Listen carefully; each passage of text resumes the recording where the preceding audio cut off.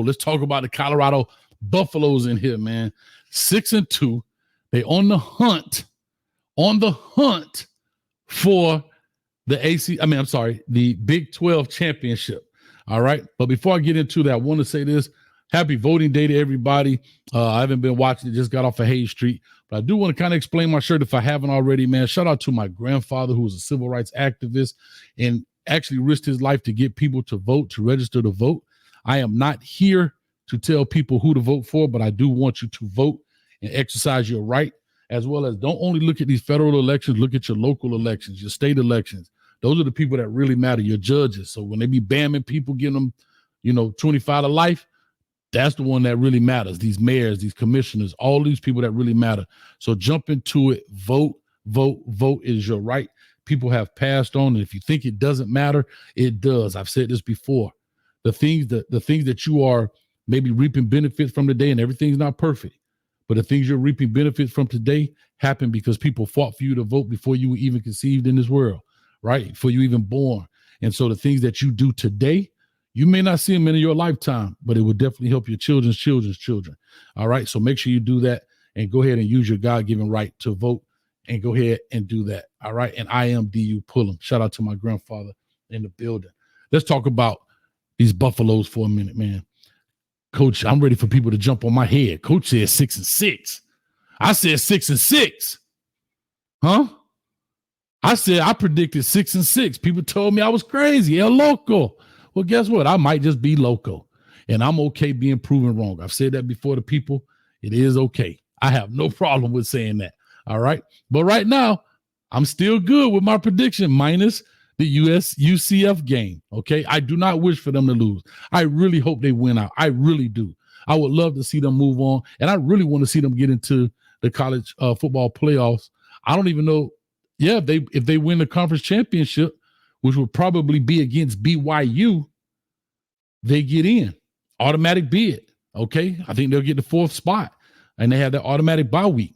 But I will say this right now, they are 6-2 right now. The road ahead of them is not necessarily easy, but it's definitely feasible. All right. The college rankings came out just earlier, about a couple hours ago, and Colorado is currently ranked number 20th. They are ranked number 20th right now. So they moved up one spot, if I'm not mistaken, from 21 to 20. So, I mean, that's huge right there. Yes, they are currently number 20th right now, sitting right behind Kansas State. And here's what's important. I want people to see this and have an understanding of what's happening and what's going on and how they can get there. Because I titled this Colorado Buffaloes Big 12 Champions. We don't know what they need to do to secure the spot. And what they definitely need to do is win the Pac-12 championship. The Big 12 championship. And how they do that is by definitely winning out. They can't take another loss in the conference. They have to win these next 4 games. And their next 4 games are, hold on.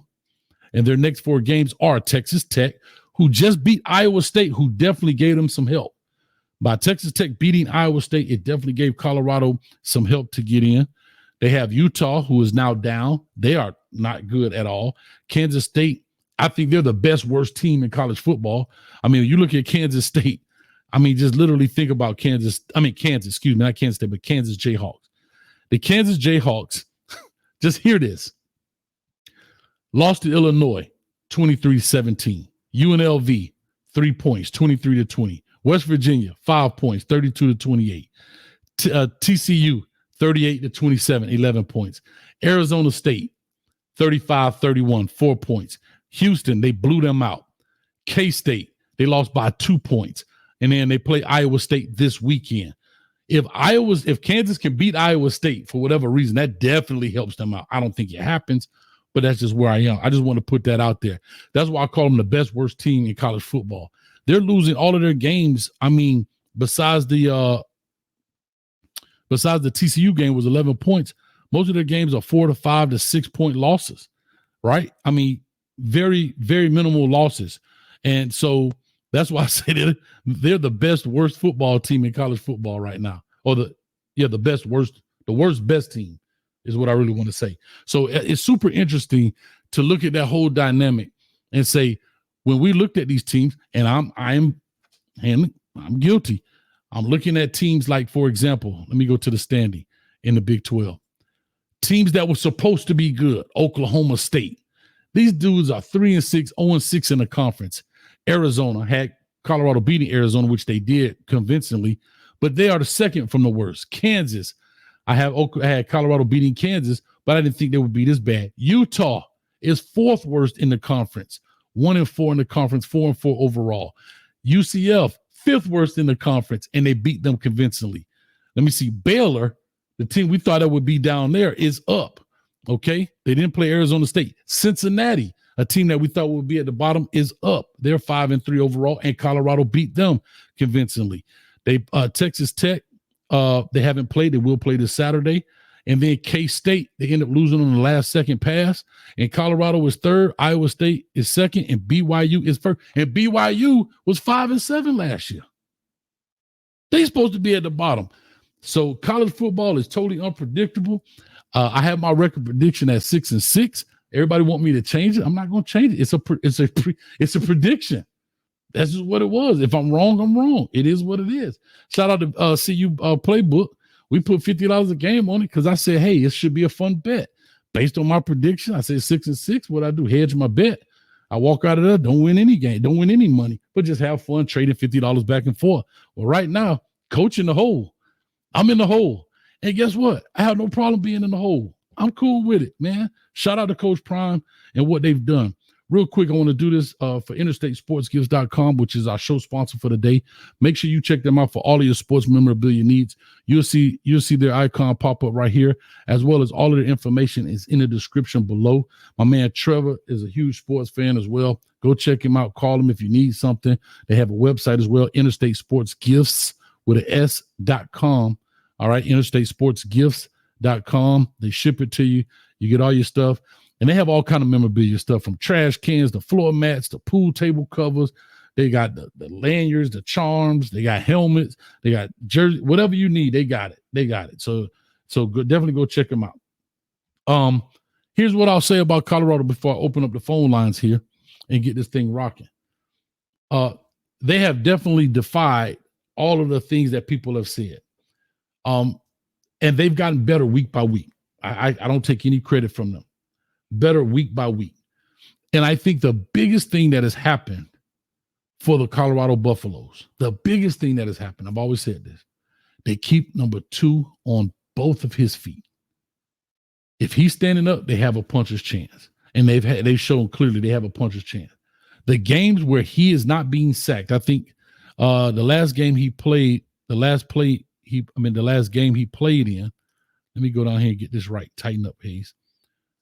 He had 1 sack, which was the Cincinnati game. The Arizona game, they gave up 1 sack. That is the huge difference. Colorado is not playing behind the sticks. They're not playing, meaning 2nd and long, 3rd and long, 4th and long. They're not playing behind the sticks, right? Travis Hunter is playing great. He's in the Heisman run. You can bring that up if y'all want to bring that up today in regards to who do you think if he'll win the Heisman or not. You're more than welcome to talk about that when you call in. But right now, I think the 2 front runners are Cam Ward and Travis Hunter, as well as Dylan Gabriel. I've always questioned why Dylan Gabriel's in there. And then, of course, Ashton Genty from Boise State. So I think it's very interesting dynamic, right? Injuries. They've suffered some injuries, but they've had a chance to overcome those, right? Because you got 2 and you got 12 still rolling along. And there was a scare there for Travis Hunter at one point where he jacked his shoulder up. I think it was the K-State game, went out the remainder of that game, kind of played a little bit in the following game against Arizona, but they didn't necessarily need him. They put those people to sleep. Arizona's not very good at all. Comes back Colorado and has a phenomenal game against Colorado. Texas Tech, now he had a week to actually really heal that shoulder up. And so Texas Tech could be a tough game. But if they keep 2 standing on his feet, they could definitely put some work in. They're going to have to stop the run game. Taj Brooks is still back there running the ball, extremely tough. Let's see what he's looking like back there. If I could find this doggone stuff, it'd be nice. Let me pull up his stuff. So Taj Brooks, I don't know why I don't have this up, but anyway, I got it up here. Here we go. So Taj Brooks right now is currently, what is he sitting at right now? He's got 1,000 yards already in 2024, 204 carries, 1,047 yards. Okay, averaging 5 yards a carry, 10 touchdowns, and his longest run was 35 yards. He also catches the ball a little bit out the backfield, 13 catches for 48 yards. Not a real big, you're not really worried about him on that in that stretch of the imagination. But when you look at him, he's productive. Not one game has he had. His lowest game was against University of North Texas with 109 yards on 17 carries. But he gets the bulk of the load in that game. His last game, Iowa State, 25 carries, 122, 30, 121, 25, 125, 21, 128, 32, 172 against Cincinnati for the win. 27 carries, 117, 17 carries, North Texas, 109. And again, he didn't get that many carries because they beat North Texas 66-21. Okay. And then he had 27 carries for 153 yards. So he's clearly the mainstay when it comes to the Texas Tech offense. All right. They got to be able to stop him. Now, what are they going to do when it comes to passing? Hey, we'll definitely find out. We'll see what they got to do. But when it comes to him, he is the guy in which they have to stop. He is the guy in which they have to make sure they put to bed.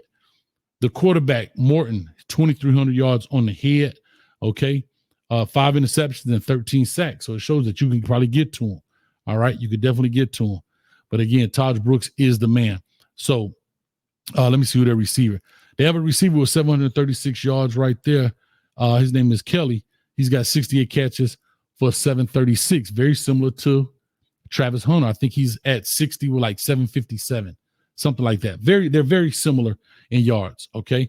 And so that should be a good matchup. Hopefully Travis Hunter covers him in the game, and we'll see what happens. Let me get a couple of these as I open up the phone line here. 862-799-9956. Let's talk about it. Let's chop it up. Y'all too funny, man. But that's what Colorado has to do in order to get into the playoffs. All right. They have to win the Big 12 championship. How do they do that? Have to win the next 4 games, which is Texas Tech. Let me get this back up here. All right. Which is Texas Tech, Utah, Kansas, and Oklahoma State. Okay. I think Ollie Gordon has shut it down for the year. I don't know what's going on. That dude, I looked at one game, he had 6 carries for 6 yards. So yeah, he out of there. So again, like I said, I think they can definitely win these next 4 games, but I do think Texas Tech in these next 4 games may be the toughest. It's something about Kansas that's scary though. It's something about Kansas. And I had Colorado beating Kansas, but it's something about Kansas. If their record doesn't really show how they're playing. Maybe it's the quarterback, Jalen Daniels. He's bad or whatever the case may be, but they're playing good defense. They got good cover guys on the back end. So it's very interesting to find out what goes on with them. I think I had Colorado losing to Utah. I think they beat Utah in this matchup by the way they're playing. As long as they can keep 2 standing up, they definitely got a puncher's chance in this deal, man. And so let me go back to this. They have to win these next 4. They need Iowa State to beat Kansas State. Kansas State to beat Iowa State, because they're going to play the last game of the season. If I'm not, yep. So Kansas State, who is currently ranked 22, will play 17th ranked Iowa State. And they're going to need Kansas State to beat Iowa State. That would give them the 2 losses. All right. And so maybe that should definitely push them up, because if K-State beats them, it should drop them. And I think that's how they go ahead and get into the Big 12 championship against BYU. And I don't think BYU has an opportunity to lose these next 4 games. They have Utah, Kansas. I don't know something about Kansas. It's like Coach Leopold over there took them to 9 wins last year. And now he's going to walk out of here and go back 1-11 again. I don't know. I don't know if they can muster it up. I don't know if he's lost the team. I don't know. I have to be very honest. I haven't watched the Kansas game today. This year. So I'll be very honest. But I don't see BYU losing to Arizona State or even Houston. So they are projected to be in the conference championship playing Colorado. Wowzers.